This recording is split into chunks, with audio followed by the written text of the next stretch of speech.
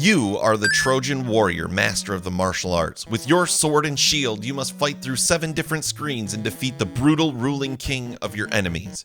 In Trojan, you use the B button to attack with your sword and the A button to block with your shield. Pressing the A button in a direction on the D-pad will allow you to block in that direction. Pressing left or right on the D-pad will move in the corresponding direction. To jump, press up. To jump in a direction, press up and either left or right on the D-pad.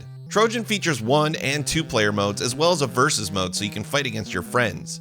There are a few power-ups to collect in Trojan and most of them are hidden quite well. You'll need to attack in specific places in order to obtain these power-ups. One power-up you don't want to miss out on is the P power-up, which increases the strength of your attack. Collecting a subsequent P power-up will result in additional attack power. There are also hidden extra lives to collect and you receive an extra 1-up when you hit 20,000 points. You'll need to make haste through Trojan's levels as this game does feature a timer. If you attempt to block one of these flashing projectiles, your sword and shield will go flying off the screen, so you'll have to resort to punching your way to victory. You can usually collect your sword and shield further on into the level.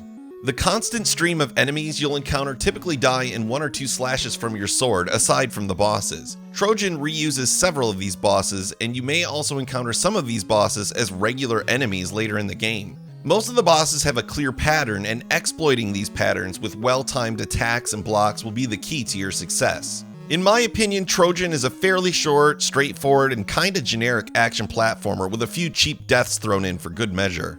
Some of the boss fights can be enjoyable, as figuring out and executing a strategy against this bald Mega Man guy was a highlight for me, but others, like this degenerate Sonic the Hedgehog cosplayer, are just a slog of jump, wait, attack, wait, jump, wait, repeat. Overall, Trojan can be a fun pick-up-and-play title if you're chasing high scores or enjoy fighting against your friends.